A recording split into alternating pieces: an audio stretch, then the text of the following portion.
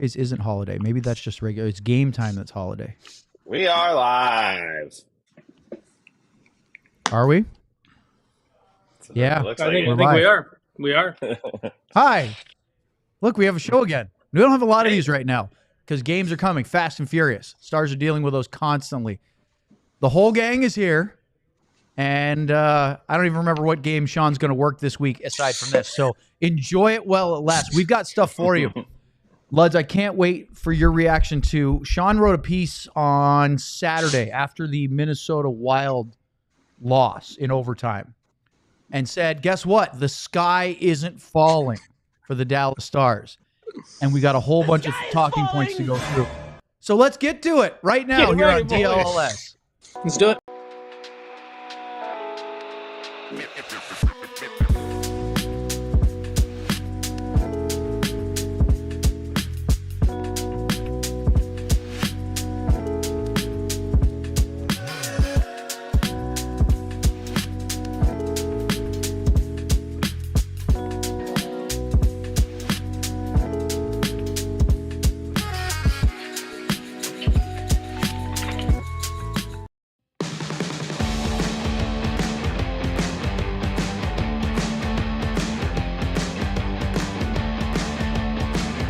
It is Monday, December 30th. It's our final regular podcast show of 2024. And yes, we're still here, which is great. And the sky is not falling on the Dallas Stars. Just working high five. I thought he had it ready. There we go. Alongside Sean Shapiro, Sam Nestler, Craig Ludwig, our producer, John Anderson. I'm Owen Newkirk. Thanks for joining us this afternoon, or if you're listening to us later, we certainly do appreciate it. And we have a lot to get to today. John wants to point out that Sean is using a different background for the third different broadcast. Does that include pre and post being separate, John? This is, yeah. Well, I believe. There was okay, so that does count, but also normally you're in your office, and then I believe pregame. So this is the different. Fourth. Yeah. I have noticed that. I believe that the floor. So my office is on the second floor of my house, and I think second floor, fancy. Wow. We have basements up here too. So yeah, don't start with that. I think the Wi-Fi gets caught going through the floor. So I have been testing the theory of working from the same floor the Wi-Fi originates from. So that's why I'm here in my kitchen right now. Plus with the bar above me as well, which is that's why I'm here right now. It's a little day drinking. Oh yeah, exactly. I love it. But we're here, and we have a lot to get to because Sean wrote a piece. I believe this was in his Substack. Now Sean's all over the place. He does a lot of great writing for really DLLS, but this one was not. Right? This was a Substack article. No, yes. I think I have one employer for every different background that I stand in front of. Right? So yes, this was for the and I think that's Sam texting me so I can tweet the link here. Good job, Sam. I just tagged you in the tweet as well. All the things. This was from Saturday. I didn't watch the Friday game in person. I watched it back Friday morning, rolled the tape on it that way, and it was fascinating game to watch, having seen the social media reaction first. Like Sam talked about Twitter and the world and all of that, and so I hadn't watched any of the game at first yet, and then watched it back Saturday morning after seeing all of the social media fallout, and I kind of came away, and this was a lot of my observations. I know I'll let you re-tee me up, Owen, on this on the way you want to talk about this, but how I look at the Stars, yes, they lost to the Wild on that Friday night. There are problems that this team has to work on. But the biggest thing that I have at the end of the day is there are teams where the sky is actually falling. And I've seen one of those much closer. There it is. Thank you. Thank you, John. And I think that context is important. And then there were some other things that I know you wanted to talk about, Owen. Yeah, I have a list of bullet points from that article that Sean wrote. And I want to get Sam and Lud's reactions as well as Sean lays these out. But I thought it was really interesting just to have that comparison of as frustrated as Dallas Stars fans are that they are in a wild card spot, not in a division spot. They're not leading the division. Their power play hasn't been very good. We'll get to all of those things. They are still a team that is considered a contender. Now, are they as good as they were that went to the conference final last year? Right now, maybe not. Can they improve and get there? Yes. And here's the first point that Sean made in that article that I wanted to throw out there. Sean, you wrote that the Stars, you believe, are good enough at 5-on-5 to win a Stanley Cup. Yes, I do. I believe at 5-on-5 they are good enough. That element of the game is, if you were to both what we've seen this season and then you look at the way the NHL is played in the playoffs, when it becomes much more of a chess match, when it becomes such more of a depth perspective and adapting to other teams and everything like that. I think the Stars at even strength, they are good enough to win a Stanley Cup. And we've talked about the forward depth before. You go through and you look 1 through 12. I know they don't have the superstar at the top, and that is something that is a concern. And I know we'll talk about that in a second, Owen. But they have enough there to win the whole thing at 5-on-5. Special teams, as we've talked about a lot with the power play, we've talked a lot about the whole Steve Spott thing. That's another thing. That's a whole other point of the discussion. Does that include, Sean, when you 5-on-5 with the D-core and playing in their own zone? Is that you're basically saying 5-on-5, they're a good enough team to compete in the finals at both ends of the rink, middle of the ice and everything? They are, and it's not just because they can definitely get better defensively, but right now, if you were to line up, and I watched a lot of teams, like you talk about, like, oh my God, they need to go add someone like Chris Tanev. Yes, Chris Tanev would be great, but there's not other guys that are going to protect the net that are available and things like that. So when it's, for me, it's a big perspective of looking at the whole picture of the league. Are the Stars the team where you would circle and say, oh, this team is going to win the Stanley Cup because of what they have? I'm not saying that they are the favorite or whatever. I'm not saying but they are one of those 5-6 contenders where you put those 5-6 teams in a pot in a series, one of them is going to win. And the Stars are one of those teams. And it's, can they improve those odds slightly? Of course, but their defense is not nearly as bad as people in Dallas think it is, because people live under the microscope of their one team and they find all the flaws in it, when there's so many other flaws that other teams have that are just as bad as the Stars when it comes to that. And I think people forget that other teams are also flawed too. And I want to bring that up because that's sort of the next bullet point. Is Sean said in his article that other contenders, not just other teams, other contenders have warts, basically flaws. So Sam, Dallas currently sits 13th out of 32 teams in the full league President's Trophy standings. We'll talk more about Vegas in our news and notes because they took over on a tiebreaker from Winnipeg. But Vegas, Winnipeg, New Jersey, Washington, Minnesota, LA, Toronto, Florida, Carolina, Edmonton, Colorado, and Boston are currently ahead of the Dallas Stars. Now that's on points, not point percentage. Dallas has games in hand on a bunch of those. Are any of those flawless teams in your mind? No, I don't think there's a flawless team in the NHL right now. I think that Sean has a perfect point in saying, you guys like my other one, my beautiful flower bike over here for you guys. I honestly think that the biggest point that Sean makes that goes right with what you just said, Owen, is one, there's no flawless team. So you want to find the team that isn't, the flaws are easier to fix. And in my opinion, special teams is an easier flaw to fix than if your 5-on-5 defense is horrible. And if you look at the stats, it's crazy to think Luds and I and everyone have picked on this team for not being tough enough in front of their own net, not allowing teams to just get in their interior and do whatever they want.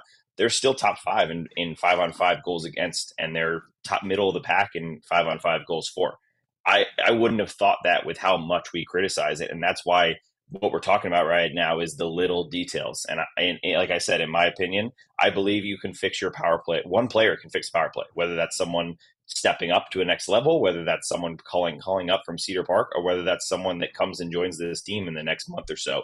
The power play can be fixed. The penalty kill has been great. If you're looking at your team saying we need to score more on the power play and we take a massive step, which is really how I feel where this team is, that to me is a lot easier to fix than if you're looking at a team that's giving up a ton of 5-on-5 goals, getting pinned in their own end, or vice versa, 30th in the league in 5-on-5 scoring. I think that is something the Stars can address a heck of a lot easier, and I think it's really important. Luds, when you look at the standings right now, I sort of listed them really fast. The top 13, Dallas is number 13. Are there any teams that you think have got it all figured out right now? Or there are flaws in all these teams in No, one form or another. I underestimate the Winnipeg Jets, but Well, preseason we all did. But Yeah. I'm just saying, like, they came out of the chute hot, and then they had a little speed bump, and now they're back on it again. So I think I have a little bit more respect from them, and it does start in the net. I mean, we've seen that guy win them some hockey games when they're not there. I think that's a big key. And then they've got their Scheifele. It seems to the two guys that they signed in the offseason, and try to get them pinned up. I like their depth on that team. I think that could be a surprise, but I agree. Yeah, Dallas does have a good enough team to win the Stanley Cup. At the end of the day, though, it's all about timing, and health, and maybe it's a good thing. Guy, go ahead. Well, just to Lud's point here, just the timing and everything, and I just wanted to, because I can see the little comments here, like just John. There's the one from Matthew Presley in here where he's talking about something, where they're better. He said where they're clearly improved over last year, and last year's team wasn't good enough. Last year's team was good enough to win the Stanley Cup. You know who wasn't good enough to win the Stanley Cup last year? Jake Oettinger in the Western Conference Final. Jake Oettinger got outplayed in the Western Conference Final. And the Stars power play. Yeah, but so that's the Stars were good enough to win the Stanley Cup last year. So Special teams and goaltending. yeah. And so that's the point too, where you say this team isn't better than last year. Okay, yes, I agree. They don't have Chris Tanev. They don't have the guy that requires multiple dings, and I don't say lads with his bell, so I'm not going to say the full name. The fact of the fact of the matter is they might not be as good as they were last year, but they were good enough to win the Cup last year. They just dropped the ball in the Western Conference Final, and I believe they would have given Florida a good series. Florida probably may still have won, but they were still good enough. Let me rephrase this, Sean, because I think this is what I think this is what people are upset about. The Stars are good enough to win a Stanley Cup, and they're still contenders, even if they're not in the position in the state they want to be right now. Are they the favorite to win the Stanley Cup as we currently sit December 30th? Probably not. No, and that's, I think, what everybody is expecting is going from a team that made the conference final in back-to-back years. You're saying, okay, well, this is going to be our year. We should be the favored Stanley Cup franchise for this year. They're not there yet. Well, I mean, you guys, the three of you picked Dallas to win the Cup, I believe, right? We're a bunch of homers. Yeah. I picked Edmonton. So I didn't have Edmonton I didn't have Dallas as the favorite. I picked Edmonton to win the whole thing before the year started. So but I could have the conversation where the Stars are in that group. But just playoff hockey is. Luds knows this better than any of us because he's played in it, right? The fact of the matter is, at the end of the day, the best team is not necessarily the best team over the course of the season. Isn't necessarily the one that wins. It's the one that puts it together and can win those chess matches in the spring. And can the Stars do that? Yes, they've got the pieces. They've got the things to do it. Just it's whether can they refine better than some of those other teams in that spot as they get closer to that. I just think it's hard for me personally. Sorry, Sam. It's for me personally. It's hard to even have this conversation at this time of the year. For me, it is. I look at New Jersey. I look at Tampa. I look at the Florida Panthers, and I guess I'm not looking at them currently. I'm looking at it. The Florida Panthers when their game is at the top. Well, man, look at the Finland series. They looked really good. Yeah. I just don't. But I don't know. Again, this is for discussion purposes only, I guess. But I think there's That's why we're here. I think there's other teams that are more complete and have more depth and have veterans that have been through it and that kind of stuff where, we just have there's some new guys here and they're going to have to be a big part of this when you go into the playoffs and especially when you get to the third round in the finals. I mean, they've got to be a big part of going down the road. And that's all fair. And the point for me is not that, hey, Dallas is the favorite. Dallas is locked in. Dallas might lose in the first round. It's playoff hockey. It's completely possible. But if you were to go through and list, hey, here's the 5 or 6 teams that could win at the end, and I was going to give you a list of 5 or 6 teams, I'm pretty sure you would put Dallas in that list of 5 or 6 teams.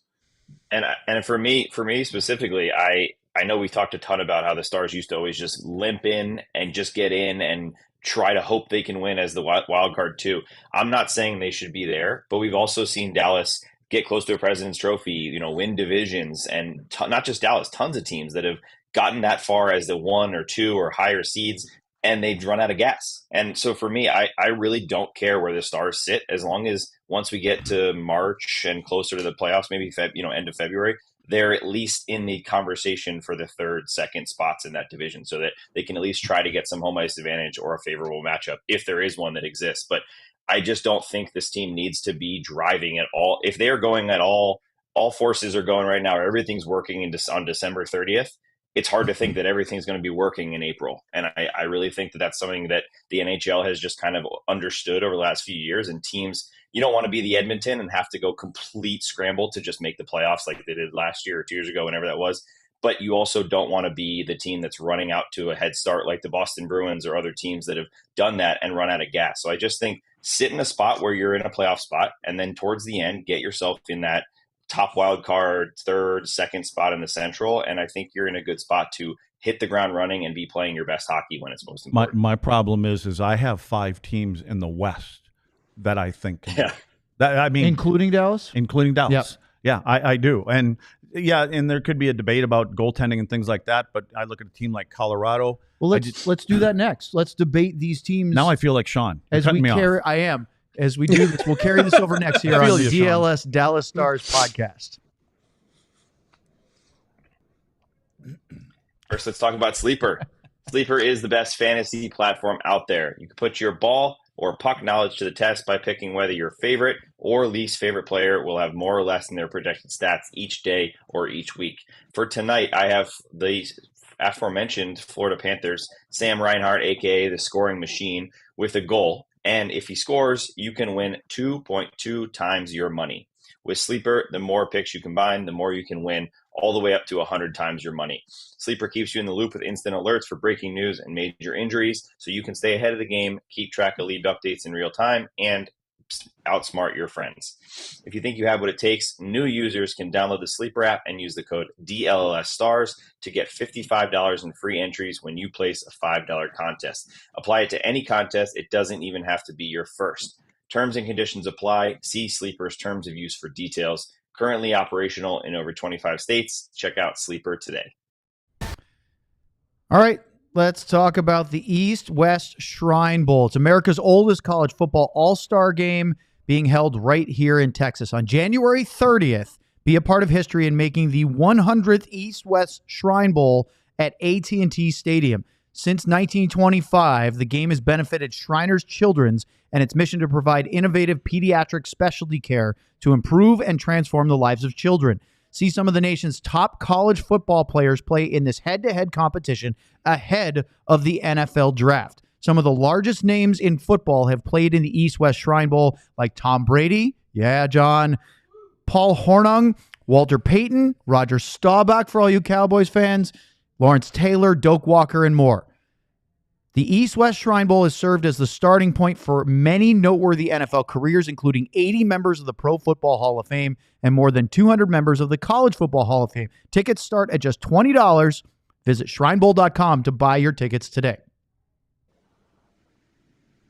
And that answers the question, John, of the high school or college. It's a college all-star game. All right, Luddy, back to you. I'm returning a text to Joe Pavelski. Oh, he is such a ding.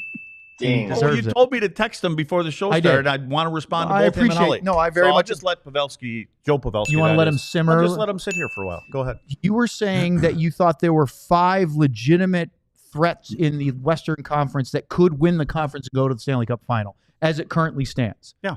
Go through those 5. Well, I mean, including I the Dallas already Stars. mentioned Winnipeg, right? I think the Avs can. I think they. You think the I strength don't of their know. best players, they can carry them that far? I think they can be that dominant. I really do. Now, it's better off talking to Sean about the goaltending, and Blackwood, maybe that's the guy. They signed him for 5 years, it sounds like, and they won it with a little bit better than average goaltender before because Darcy they were Kemper, able to yeah. carry him. Now, they don't have the same bullets in the gun because they still have some injuries. So, but I like Winnipeg, Colorado, like I said. I think the one that we're maybe all missing is Vegas. I've always liked their decor back there, and I think that Eichel can put that team on his shoulders again. So, and Dallas is obviously one of those teams too. So that's what I noticed mean. that It's you hard for didn't me to say narrow Minnesota. You said No. the other day in the I post game don't- you think that they're on the decline a bit, coming Yeah, back I mean, to earth. I just think that they have one guy to me that, and you can't get through with one guy. You can't. And I just don't think that they have enough in the tank, and their depth isn't there. And I would say that, and again, like today, I worry about Dallas's depth and you've got to stay healthy and everything else. And so, and hopefully some of these young guys become integral parts as you move further, down this road. But they do have the goaltender. When Jake is on top of his game, he is easily the top 3 goalie for me when he's on top of his game. Now I look at New Jersey. They've got a goaltender now that, maybe that's what they're looking for. New Jersey's a hell of a team.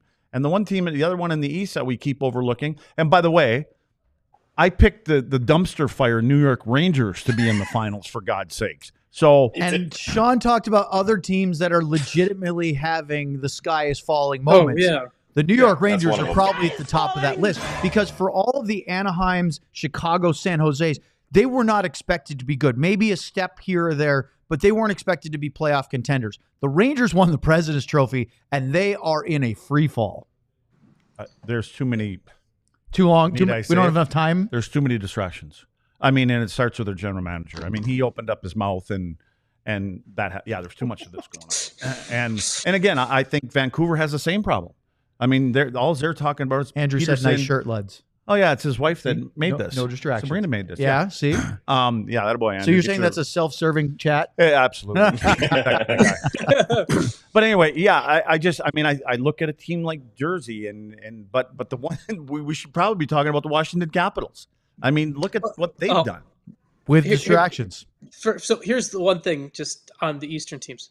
They don't matter. Just this is the Dallas Stars problem, right? Like, the Stars don't have to worry. Like, the Bloods talked about 5 teams being contenders out of the West. Let's worry about that. That's something there's going to be a gauntlet to get through that. Yeah. The East there's going to be one Eastern team. It's going to be a good team, right? It's going to be a good team no matter what. So, like, worrying about which team's going to come out of the East, it's not like the Stars are going to get the Devils or the Hurricanes or the Panthers or anything like that. If they get them in the playoffs, we have a much better problem to be talking about. Sean. So the next point on the bullet point list, which Luddy just alluded to with the Colorado Avalanche, of he thinks that their best players are good enough to carry them through the Western Gauntlet. You said in your article that Dallas, and I agree with this, they lack quote unquote seize the moment players. Would you expand on that a little, please? Yeah, you look at teams that have won the Cup, and I'm a believer that to win the Stanley Cup, I believe hockey it's in the regular season. I believe it's a weak link sport, and what I mean by that is the teams that have the strongest depth are the ones that are in the best position going to the playoffs. And then when you get to the end and you get to the teams that win it all, it's the teams that have their best players that seize the moment and play like superstars. Barkov last year. I know McDavid won the Conn Smythe or anything, but Alexander Barkov was incredible last year, and one of the difference drivers for that. When Colorado won, it was Makar. Makar was doing what he was doing, and McKinnon. Tampa with the bevy of superstars doing it. The last team to win, and even when Vegas won, I know it's very much a sum of the parts team for Vegas and everything, but like Jack Eichel was incredible in that postseason. The Stars if the Stars were to win the Stanley Cup, and this is one of those like great things because they are in the conversation. They'd have to be much more like the 2019 St. Louis team, where there's not necessarily the one superstar that's driving. And I know Tarasenko was better at that point, but Tarasenko wasn't the level of what Barkov was or what Makar was or anything like that. So the Stars don't have, to me, I was trying to think about this the other day. When's the last time the Stars had an offensive player, superstar, seize the moment type play? Honestly, the last one was Mason Marchment with the spinorama on the breakaway, and that was just a great. But that's not Mason Marchment's typical game. I was thinking the last time the Stars had a superstar that could own the moment was before Tyler Seguin's health went downhill. And I think back to overtime game in Montreal. It was one of the last game they played in Montreal before COVID, where Seguin just basically puts the game on his stick and says, "I'm going to win the game." It's Tyler Seguin going. I'm sorry, John, but Tyler Seguin going completely taking the game over in Boston in overtime and turning things out. The Stars have some very good players. Has some very good players. There's some players that could be quote unquote star players, but they don't have a McDavid. They don't have a Makar. They don't have those guys who you say, "Hey, puck on their stick. I want them to get the puck in the net." this Stars' best player is more about limiting things than facilitating things for his end, and that's fine, and that's okay. That's so. And when Sean says that, that's the reason that I bring up Colorado, because you don't they have a car, but you left out 3 guys on that team. Well, you didn't leave them out on purpose. I'm just saying they have McKinnon, they have Val, they have Rantanen.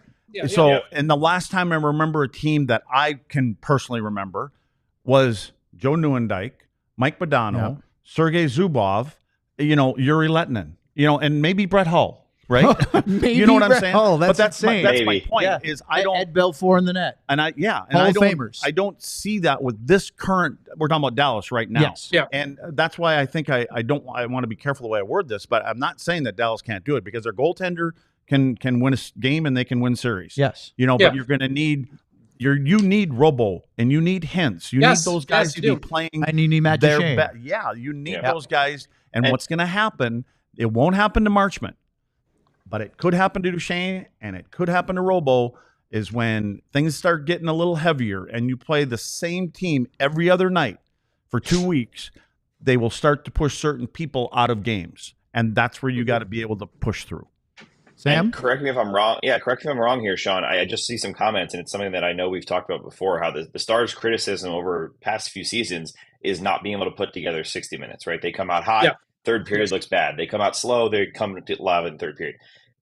Correct me if I'm wrong here, but having that type of player in that type of moment is a pretty easy way to fix that. When your team's not going in a third period and Tyler Seguin comes out and takes control, it's no longer the days that Luddy loves, where the guy that drags you into the fight has to do it with his knuckles and with his physicality. You get dragged into a fight now by a guy's energy and a guy taking control and saying, I'm putting this on my back. We're going to score this goal, or we're going to draw this penalty. So for me, with what goes with that is, you get that guy that comes out and does that. Your team no longer looks slow in that third period. If that guy never does it, and it used to be Jamie Benn, right? Jamie Benn used to go beast mode, and it would turn the whole team's intensity up a level, and they would dominate a period.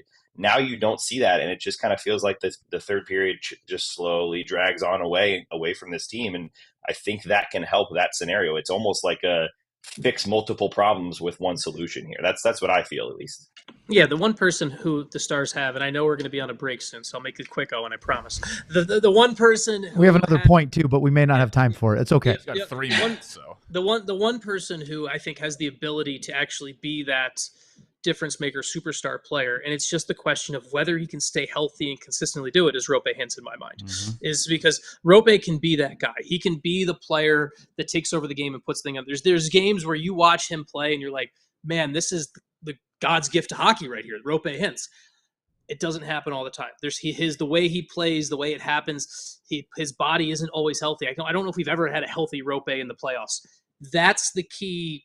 The Stars might have that guy, but I don't know if they have that guy, in a weird way of phrasing it at the same time. Yeah, no, I think you're right. He's the biggest difference maker offensively for the Stars. And the disappointment is for me for me with Roope is exactly what Sean said. Was it the bubble that he didn't play in a game 7 or something like that? I think he got hurt or something. He was out. But when you're in the playoffs, you don't get hurt. There's things to do that you're not hurt, at least for 2 hours and 15 minutes. You will be at midnight, but then you have 24 hours to do it all over again. It's just, you have to be able to, the good teams just push through all that stuff. And, there's some things you're not going to overcome, but for the most part, you leave every ounce that you have there. I remember Blake Como in that bubble was so broken up about getting injured, and he couldn't. He tried everything to stay in the lineup because it was the first time he'd ever been that far in the playoffs. He realized how close it was to the end of his career, and he wanted it. I mean, they all did, right? And Sean, I think you probably remember this more than I do, but there was just a moment where, like, he even tried to skate and play through it, and he just couldn't do it. His body physically gave out on him. Yeah, for Como, yeah. I mean, that was basically, he essentially had to be dragged off the ice, and there was quite a few. That Stars bubble run when they went to the final against Tampa, one of the lasting legacies of that bubble run is the things so many players went through, what Tyler Seguin played through just to get to that point. I mean, I've talked to several people who were part of that team, and people have since moved on maybe to other teams since then. And one of the great what ifs is just, what if we had gotten that magic elixir that could get at least one other guy healthy? Just like, And Could you have gotten to a game 7 against Tampa? Maybe, yeah. right? Yeah. It could have done it. And a perfect example, I'll go real quick, is just the guy who wears 15. The guy who wears 15 right now, Colin Blackwell, potentially has a broken nose from last night and comes back into the game. And Pete DeBoer says it's nothing that's going to keep him out. It's a small example, but that's the stuff you need to be on a winning team and show the team that you will do everything you can for him. And I think one other guy I want to bring up is Yuri Lettinen, and because there was times during the year trainers couldn't get Letts at times to, like, you're good to go, but he wanted to be 100%. His body was important to him. He knew that how he was the best when he felt the best, and everything was good. But in the playoffs, he didn't miss a game. He played through all of that stuff, and he found ways to play games. Even if he wasn't happy with how he felt. If it was the regular season, he probably wouldn't have played. Yeah. But it's a different, and you have to have that mindset that I'll somehow recoup, or I'll have to deal with the pain, after game 28 is over with. We have one more bullet point on this very fascinating topic. That's right, folks. The sky is not falling on the Dallas Stars as we approach 2025 here on the DLLS Dallas Stars Podcast. But it is falling. Great floors from Empire Today. That's what's falling. So with Empire Today, you get shop at home convenience, the right product for your needs, and it's quick and professional installation and a low price guarantee. Empire Today is the best place to get the new flooring. So of course they're going to have copycats, just like the NHL. There's copycat leagues of the best, but Empire can't be beaten on quality, service, speed. And so competitors might advertise low quality products that Empire simply won't carry. Your team doesn't carry a bad third liner. Empire won't carry a bad floor. And they have their own, and so you can schedule. I'm getting lost here by going too far off the cuff. So schedule a free in-home estimate today. All listeners can receive a $350 off discount when they use the promo code DLLS. Restrictions apply. See empiretoday.com/DLS for details. And I know you guys aren't in the studio that has the floors today, but you guys can rave about how wonderful those floors are, which were much better than this ad read. Thank you, Sean. Let's talk about Shady Rays. Get ready for the season ahead with quality shades built to last. Our friends at Shady Rays have you covered, except for Luddy, with premium polarized shades that won't break the bank. They are an independent sunglasses company. They offer world-class products rated 5 stars by over 300,000 people, and their shades are durable, crystal clear optics. The frames will not fall apart. They make them the perfect choice for all outdoor activities. They have hundreds of options to choose from, all sorts of different styles, colors, the lens types. They have the regular. They also have the Color Rush, which is even more of a fantastic optical set. You can truly find exactly what you're looking for by going to Shady Rays. Plus, they have a return worry-free 30-day policy, so there's no risk when you shop. Exclusively for our listeners, Shady Rays is giving out their best deal of the season. Head to shadyrays.com. Use the code DLLS for 35% off polarized sunglasses. Try for yourself the shades that even I rate 5 stars, along with 300,000 other people. Okay, besides Sam giggling at Sean's ridiculous Empire analogies, which were great, by the way, we have a super chat from Ardell, who has been a fantastic supporter of our show. Thank you, Ardell, on this December Monday. A little Ludwig. Oh, yeah. It's not Dumba. That's Ludwig. What good is skill without will? Go to the net. Enough said. There you go. Anybody else want to chime in on the super chat before we get to the final point? No, I think we're good. Yeah. Thank you, Ardell. Although, look, here's the thing. The last point I wanted to bring up is sort of a two-parter, and then we have some news that Sean dug up about the CBA violation that we need to get to, and others, maybe some practice updates as well. Sean wrote in that piece that the Stars power play lacks creativity and a true shooting threat, which then I added, he said, to complement or balance Jason Robertson. Sam, you were starting to bring this up earlier in this discussion, so I wanted to go to you first. It really, Robo was better last night in the power play of shooting and getting a lot of pucks to the net. But that's one, and they don't sort of have that yin and yang sort of attack that makes penalty kills have a lot harder time figuring out who the focal point is. Yeah, you're supposed to have either one really big threat or a couple of threats, right? You got to have a way to get the penalty killers moving. And if they're not worried that Jason Robertson's going to shoot and score from the top of the trying to do things here, the right circle, then they're not going to have to step out for that. And they're going to sit there and they're going to sit in their diamond or box and they're going to rotate on the passes. And it's going to be really simple. The same thing goes for the other side. I used to love when Roope-Hintz would come downhill on that left side and shoot, or when you get one-timers from Tyler Seguin, or you have quick shot options, whether that's a move it and have a guy drive down the lane because they got the penalty killers rotating, or whether it's a one-timer, or whether it's getting it down low to that spot that I've talked about so many times with jamiebenn or someone that can slam it to the net like Mark Stone does.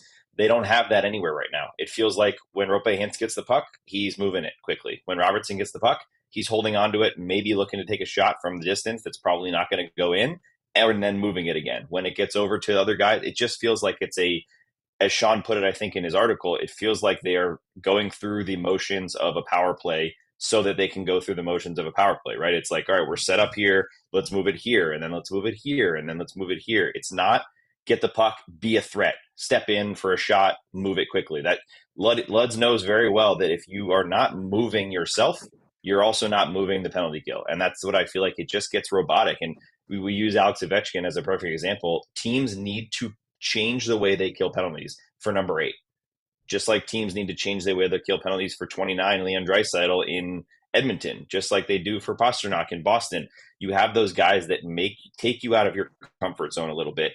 That opens it up for either them or for the other players around it. And I think that Dallas just doesn't take advantage of that. I'm not saying they don't have the threat necessarily. Robertson has a great shot. Roope-Hintz has a great shot. Thomas Harley at the point is great at getting pucks through. They have guys that go out every single day and practice tips in front of the nets. They have guys that are able to take the puck hard from the corner like Marchman and Benn can do, but they don't do it. And I think that's the difference. They might have the threat. We're just not seeing it. It's like, for me, a lot of times it's like they don't abandon their setup that they practice every day. Yep. You know, they go through you go through the steps and you go through your progressions, and then all of a sudden, but I say it too much, like there's another team that's watching the video. They know who you guys are. They know what you do. And we're basically giving you what we want to give you. That's the best way to kill. Again, you're at a disadvantage, right? And everybody thinks that a 5-on-4 is a 5-on-4. It's not. It's a 5-on-5. The goalie matters. The goalie counts. And if you're going to give that goaltender a shot from out here, as a defenseman, I'm going to go, if it's Belfour, I'm stepping out of the way of that one. That's where you want it, then that's your job. You stop that one. I'm going to make sure I don't give you, your A1 play, the one-timer to whoever. I'll let the less dangerous player, kind of. But again, that's about adjustments and that. But again, it for me, it's like, why hasn't there? We've seen a little bit more of that, because it's like every game we see the same entry, we see the same setup, and then when teams take it away, they don't adjust and they move it around. And it's going, as a penalty killer, the clock is your friend. It goes tick, tick, tick. And then there's a little bit more pressure put on the power play guys because they know the time too. Now they'll just take a shot to take a shot. Well, I have 2 things to add to this. Ardell was in the chat asking about, I wonder how impactful when they do score a power play goal, it affects their results. So I looked it up while Luddy was talking. They have scored a power play goal in 14 of their 35 games this year. When they score, they're 11-3. That's a 780. Oh, where'd it go? It disappeared on me. 786 point percentage, which is phenomenal. That's just how important a power play goal is to this team and most teams. I'm sure I could look at it league wide. And I would it's not a would look at, when did that goal go in? Was it the 4th goal? Was it the 2nd goal? Was it, but think about that. That matters too. When they score a power play goal or more, they've had a couple games where they've scored more than one, they win almost 80% of the time. That's how important those power play goals are, especially. It's not a coincidence. You will not only get the goal, which is what we've talked about so many times, eliminating that margin of error. You get the extra goal a game, but you also draw confidence. And what we saw last night, even after the 5-minute major when they scored a goal, I heard a lot of in the interviews after the game about Heiko was asking, and they were talking about gaining momentum. I didn't really see a ton of that. Maybe off of one of them, but really to me, it felt like it just drew energy out of the team because you're doing what we were just talking about, where it's robotic and it's over and over again. And if I'm sitting there going, oh man, here we go again. Oh man, there it is again. Then I'm assuming the players and coaches are probably feeling similar to that, because it's a similar feeling to going out, having all the confidence and losing that first face-off and getting it sent down there.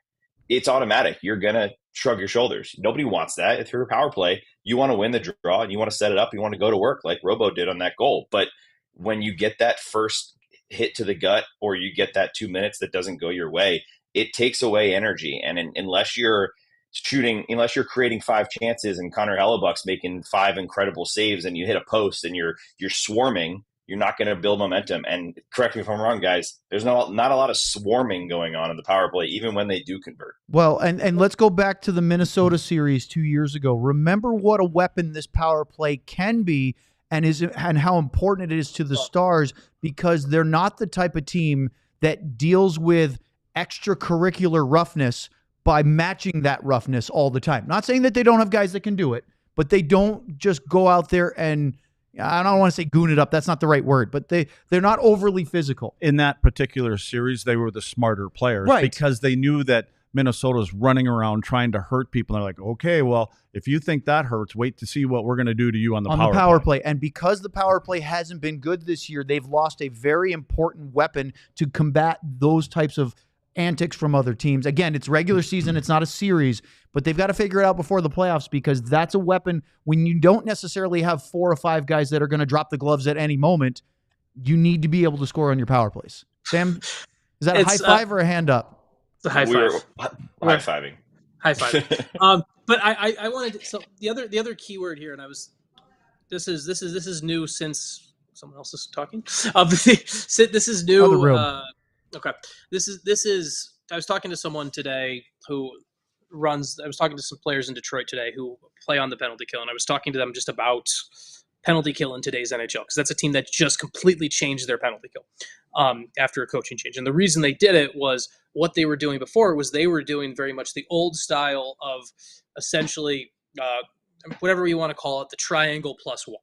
Different teams have different terminology, but effectively 3 guys protecting the middle of the ice and then 1 guy at the top in the zone, basically chasing and putting all the pressure around. And Detroit was a very rare team in doing so, and they changed intentionally to the more passive diamond, which is effectively, if you think about it, it's kind of like 4 rubber bands almost, where it's like players control their zone and they go here and there and everything like that. And so that's become such the passive diamond, where there's less penalty killers running around chasing you, has become more of the norm in the NHL. A lot of Jason Robertson's power play success, and therefore the Stars' power play success in 2 years ago and during Robertson's 109-point season, then even a bit last year, was there would be times where the Stars would get penalty killers just running around. And there's just so many times right now I watch the Stars play, and it feels like Jason Robertson and Miro Heiskanen are waiting for the penalty killers to start running around. And they're just not doing it. Yet they're just like, okay, if you're not giving us to a reason to run around, we'll just stay still. And I think that's a big thing too, where it's a stubbornness thing. It's a stubbornness on the Stars players. It's also a stubbornness on this coaching staff. And it's on Steve's spot and Pete DeBoer, as I wrote about the other day. Pete DeBoer's huge X's and O's on the power play too. So it's a stubbornness on multiple fronts here of waiting for the league to give you an opportunity when really you need to be adjusting yourself a bit. And that's a big thing that I can't help but think about right now. Yeah, the move that's been made is that basically on a penalty kill now, you just turn your box. And so it's almost like a diamond. Yep. And really all it is, it's about getting into shooting lanes. And because you know how guys are, they want to get that perfect spot. And so they're just taking away the good areas. Yeah, and what really combats that is when you use the bumper and you use that guy in the middle of the ice. And you kind of you can loosen up the offside forward. You get a defenseman that may get pulled out a little bit more. But again, it's about adjusting. Regardless of what your power play is and what the penalty kill is, you have to ad lib at times, and you have to play off of each other and be unpredictable. I mean, right now I think it's predictable, and right now they need some unpredictability, because you have guys that are very creative, and you can. And I think that's why when the Marchment and Sagan and Duchesne were so good together in the power play, because they're so good at 5-on-5 about moving and interchanging pieces. They can play that way on a penalty kill or on the power play. Now, as a penalty killer, you're like, we can't go off of what we pre-scout on these guys, because they're not going to be there. They're going to move, and now you're a little bit reluctant to go to certain areas. We have a lot more to get to, and so let's keep carrying this over. There we go again. No. I'm going to call an audible here. We're going to push our NHL news and notes. We have a lot to talk about there, but there's too much of this and more Stars stuff to get to. So let's do that next here on the DLLS Dallas Stars podcast. What if I told you, Sean, that sorry, that's the only reason I did that. What if I told you that you could elevate your coverage or your fandom of the Dallas Stars and DLLS that way? I'll point. It's a little too far away. I'll hit Luds right in the head. We're But doing here's high the thing. fives. The article that we're talking about that Sean wrote, not the one that we started with, which is the one he wrote on the on his Substack, but the one he wrote about Steve Spott and what his job duties are, that's not behind the diehard level paywall. That's free to everybody. So if you'd like to go find that on alldls.com, you should do that. But for everybody else, check out over there. I got that wrong again. If you're watching right now on YouTube, use that QR code or go to alldls.com, click on Becoming a Diehard, and you can get access to Sam's 3 thoughts from last night's game in the win in Chicago. That is a diehard level story today. You can also get a shirt like this. Look at this. Dallas Skyline with the horseshoe DLS. New shirt today. And, it's gray, so probably not wearing that in the summer when you sweat through it all. And, we're playing Brady Bunch pointing through the grid right now. So annoying watching this. So sign up to be a diehard. You get a coupon or a promo code for a free t-shirt each year. You could have one like this. You can't have one like this because this No Distractions is a 1 of 1. But as we continue to talk about the diehard program, we really appreciate all of you that have already signed up for it. And we encourage those that haven't to join that for all those reasons and much, much more. All right. So, Sean, back to this topic real quick because we have more to talk about this. So we have to get into it more. Yeah.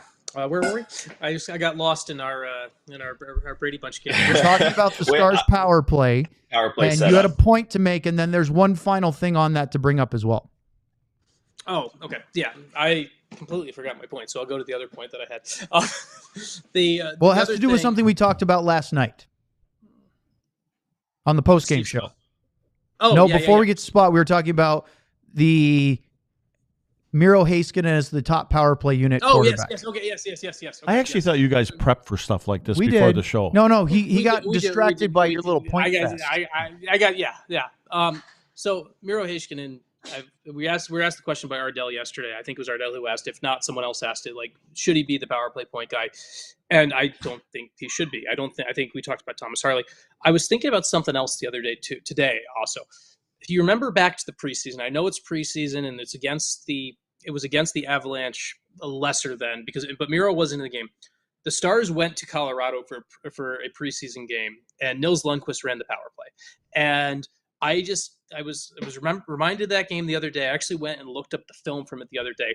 And you look at Nils Lundkvist running the power play confidently and having fun with it. And I know it was a preseason game against Colorado, but if I can go find that tape of Nils Lundkvist, and one of my favorite parts about that game was Nils Lundkvist kept changing the angle of attack. There's a goal, I think, by Wyatt Johnston in that game from the left side, and where the play is set up, it's the puck works its way through Lundkvist 2 to 3 times, and he keeps condensing the space. Eventually, by the time the goal is scored, Lundkvist is literally taking a shot from literally right between the slot as the point man. And it's because the whole Colorado defense has collapsed with how much. And if I can go find that video right now, if I can go find it, pulling it up myself, we know for sure the Stars can go do it. I can't help but think, why not give Nils Lundkvist a chance on that too? And that's something that I was thinking about today, and I was reminded of that, so I had to go look up the video for that today. And I guess that's a preseason video that wasn't on a national broadcast, so maybe I would have been allowed to send it to John, but I couldn't send it to John. I was allowed to do that. And Sean, isn't that nice to, if we do have this, it also takes 5-6 minutes off of Miro Heiskanen's ice time that is not working. Yes. Like, it's one thing if Miro's playing 32 minutes because he's doing great things in all these areas. It's another thing if he's basically just going out there and wasting 6 minutes of energy trying to run a power play. And I think that goes with all of what we're saying. Like, we just mentioned teams that are not getting punished for taking penalties. That's why teams are so free to go hit Miro Heiskanen and go run guys into the wall, because worst case scenario, they get 2 minutes of standing in their own end and clearing a puck down the ice, and then they're back to 5-on-5. So I think that it all comes together, and I'm with you, Sean. I think Thomas Harley should be on the number one power play, and I think Nils Lundkvist has deserved a shot. He has created more offense, in my opinion, at 5-on-5 than Miro Heiskanen this season, and more consistently. And I think that you give him a chance to do it, he is more creative, and I think all the things I just said are just bonuses on top of that. All right. Great stuff, guys, on all of that. I really thought it was a good thing to kind of do a bit of a state of the team, look through all of that as, again, not trying to drive people away from the alldls.com website. We have a lot of great stuff, but Sean is available on his Substack too, and that was a really interesting think piece. Some news from today and also an optional practice we'll get to here before the end of our segment, our final one of the day.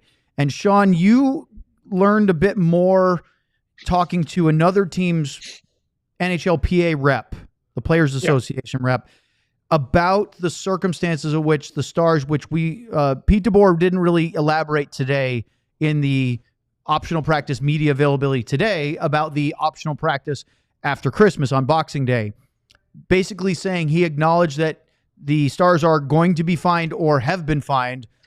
We don't know a number, and he wouldn't elaborate any further. But you dug up some interesting stuff today that I thought we should share with everyone.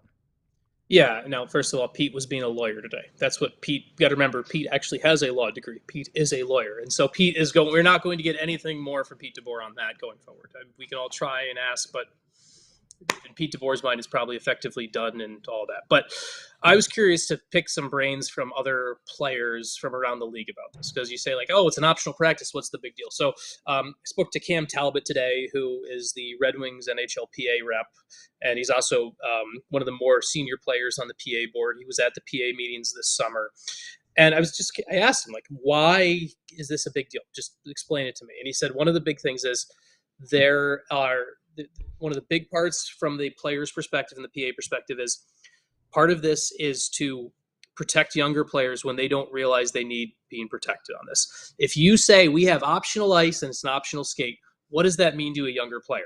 That means you have to be out there. That's the thing. There's no optional ice for a younger player. That's how the system works. That's how the internal politics and motivations work. And so that's one of the reasons that you have to stand by this. The other thing about this too is the players have the protections that they're going to want later in their careers. And so, like Talbot was telling me, for example, one of the things that I didn't know, and I actually didn't know this until I learned this clarification point today.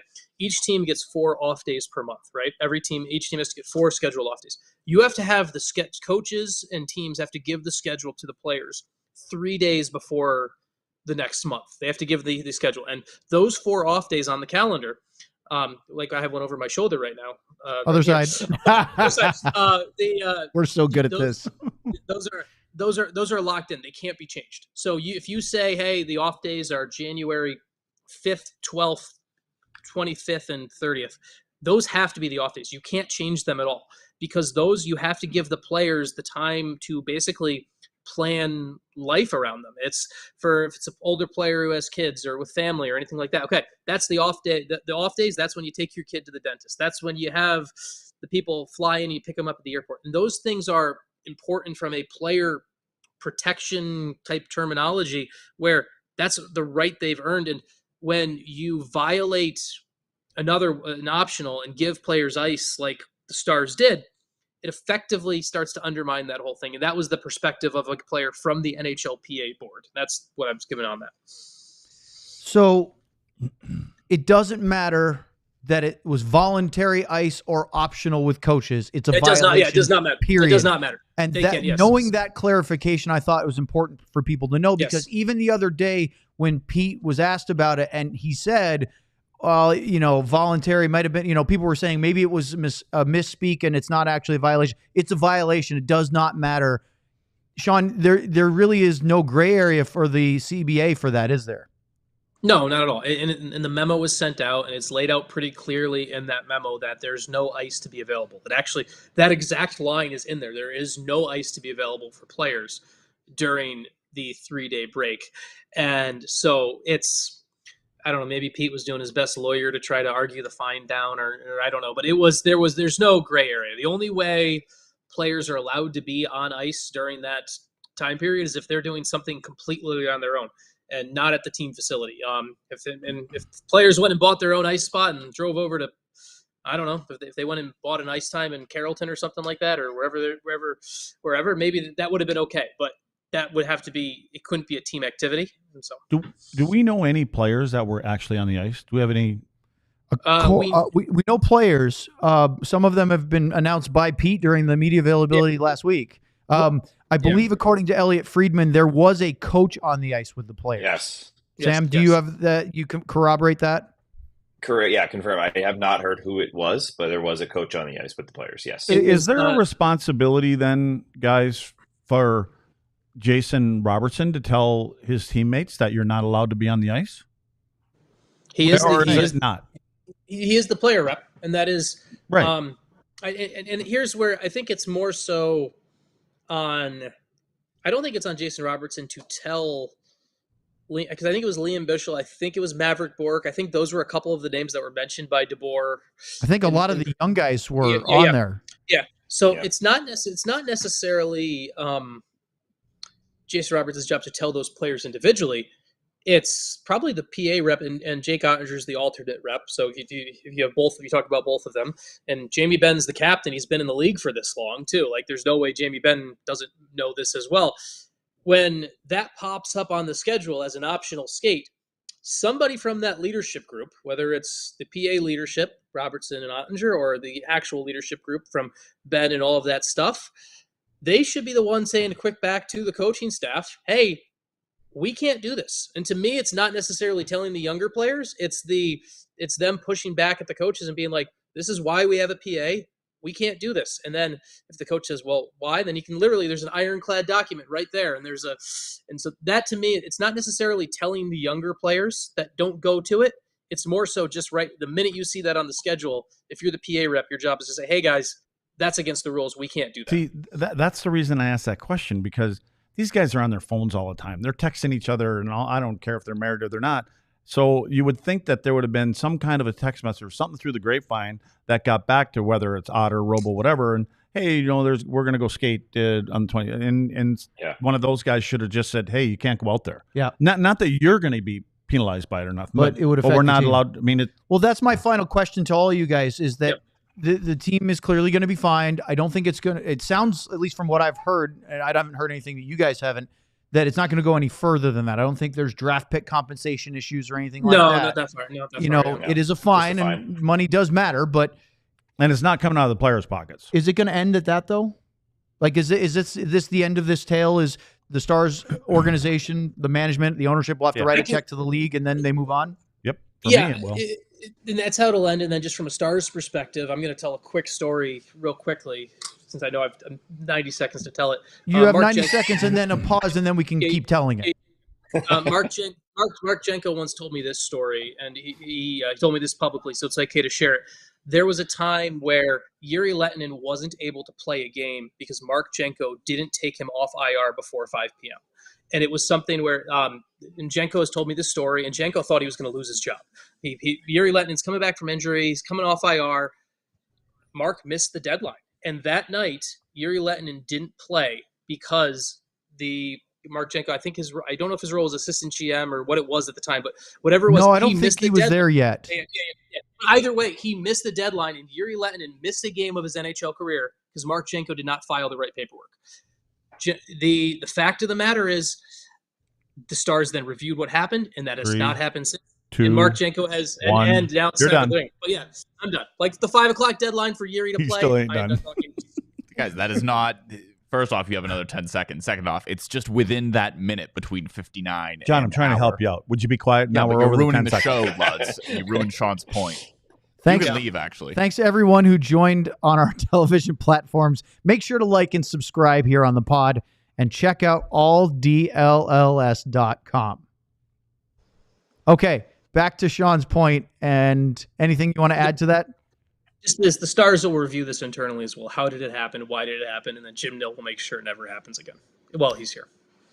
Okay, a couple more things to talk about from today. By the way, go to alldls.com. Sean wrote a great article on our website that is not on behind the diehard paywall about what are Steve Spott's job duties. What are they exactly? He talked to former Stars and other teams, players and coaches and things.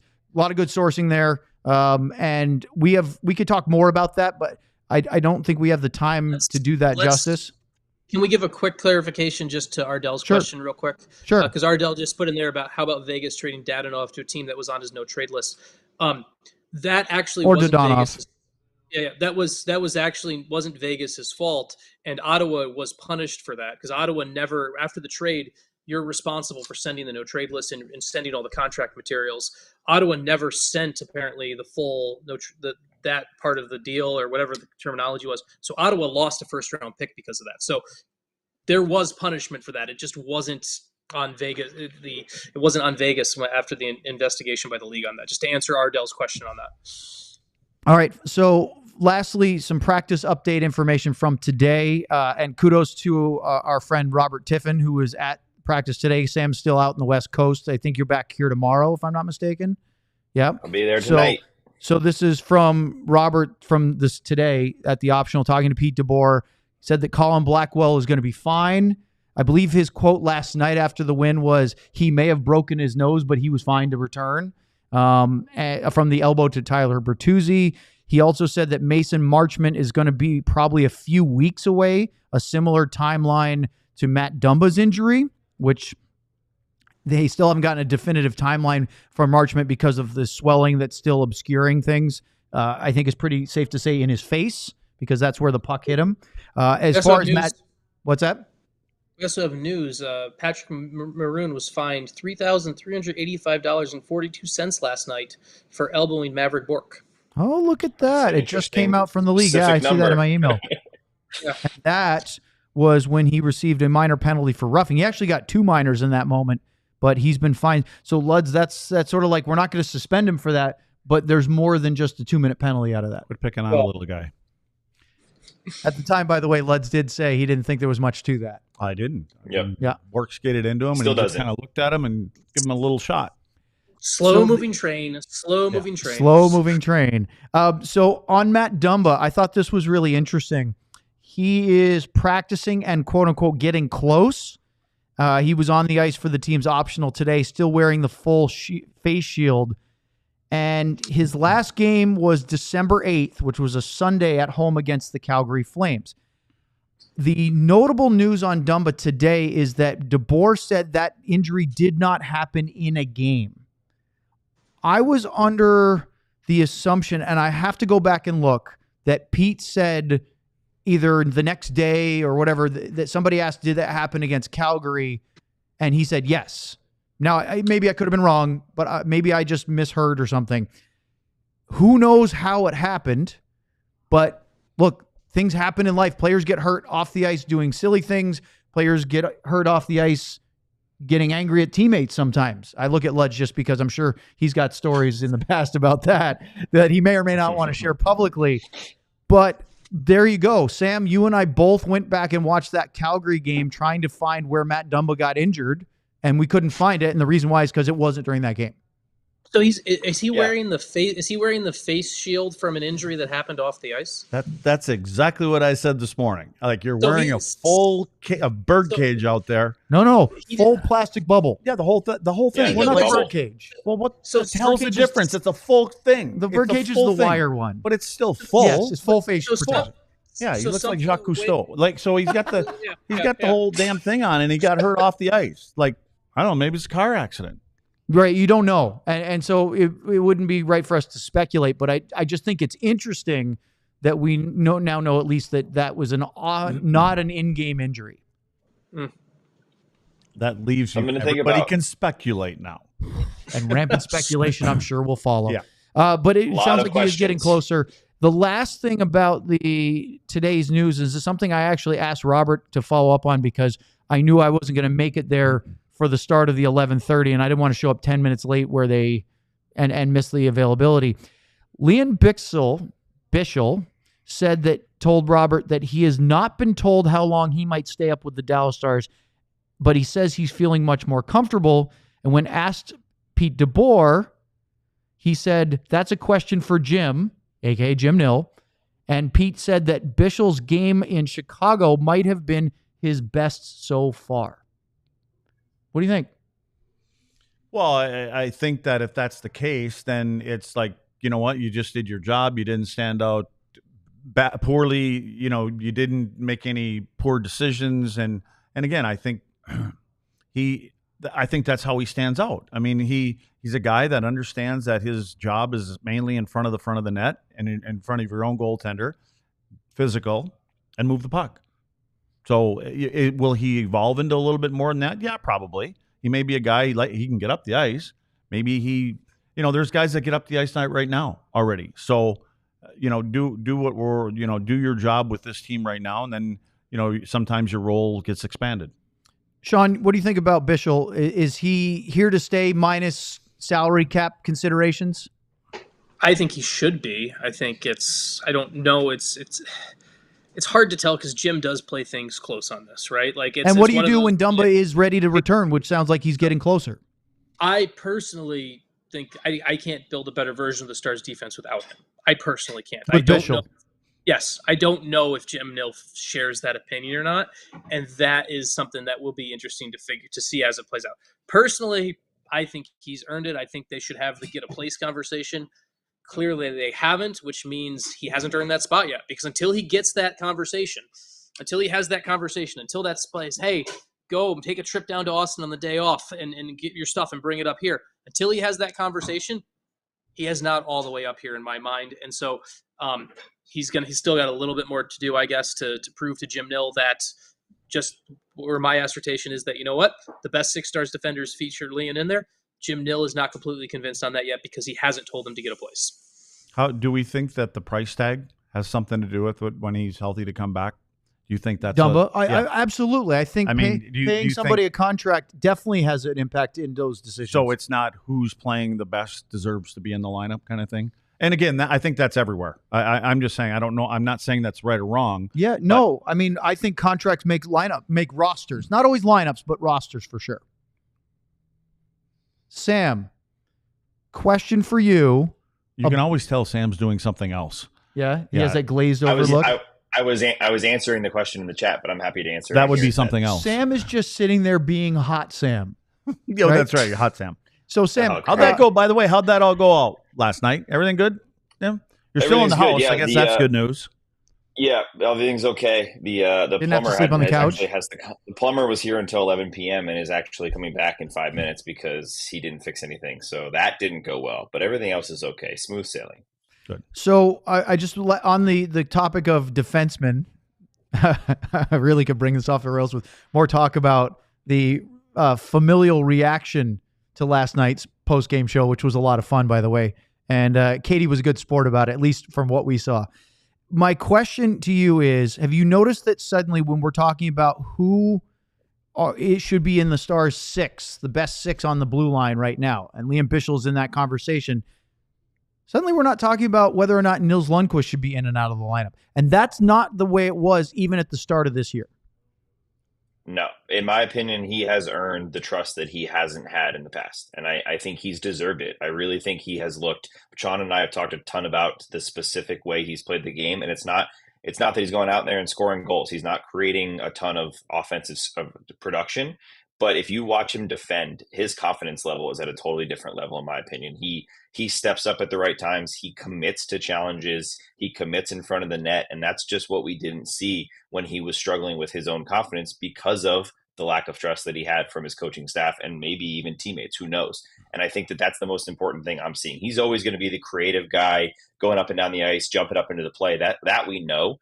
The defensive side of it for me was never about his ability. It was about his confidence. And when you're stepping halfway into a challenge or you're in between two things because you don't want to make a mistake, that's when you get exposed. And for me, Nils Lundkvist is not doing that anymore. He's jumping in 100% and he's making those plays because of it. You agree? Yeah, I think he's reading the situations. The only place I would work with him is in front of his own net, and he's trying to do everything he can. There's going to be times when you come up against a maroon, let's just say. Sure. And there's a bigger player, and I see him trying to move them. And he's not going to. So what do you do when you don't have the physical You edge? have to play in front.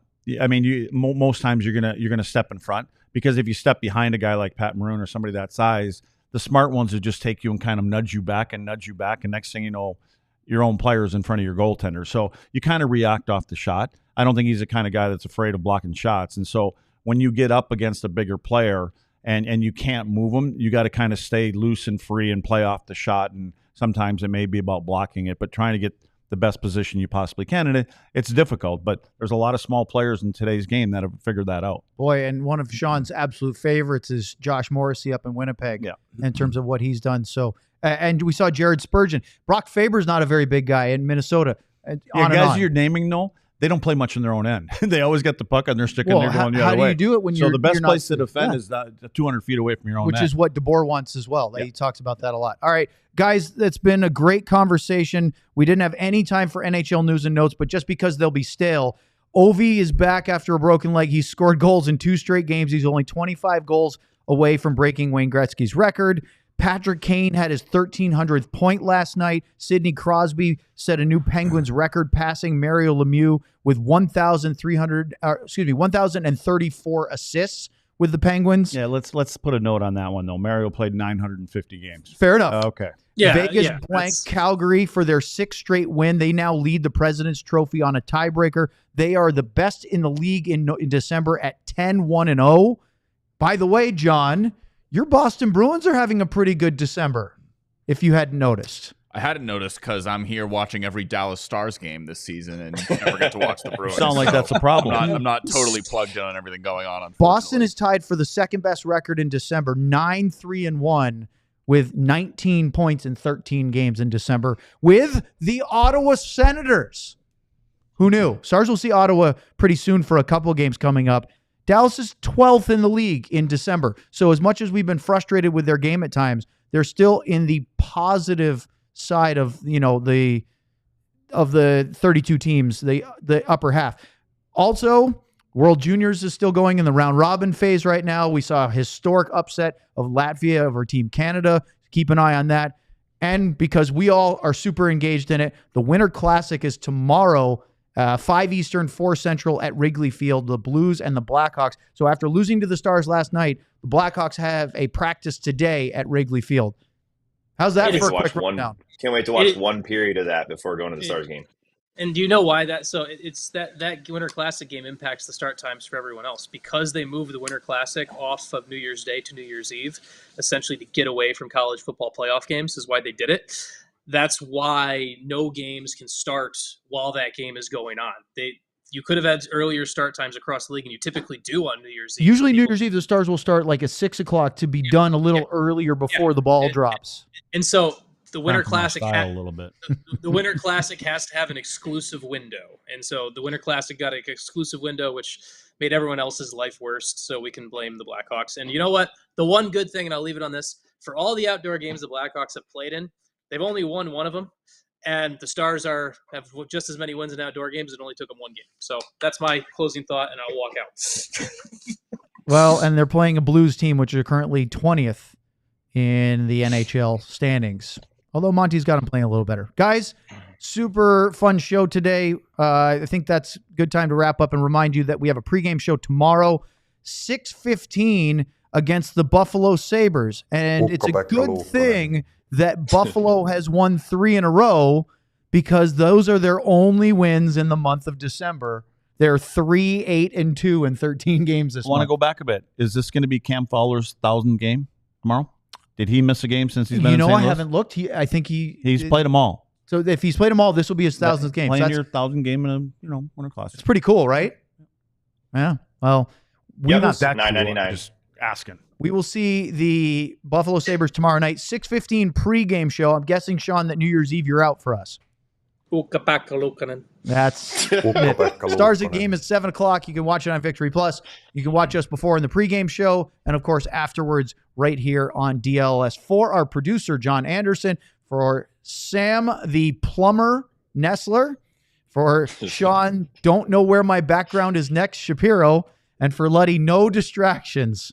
I'm Owen Newkirk. Thanks for joining us. We'll see you tomorrow night. So long, everyone. Tomahawk City. Oop.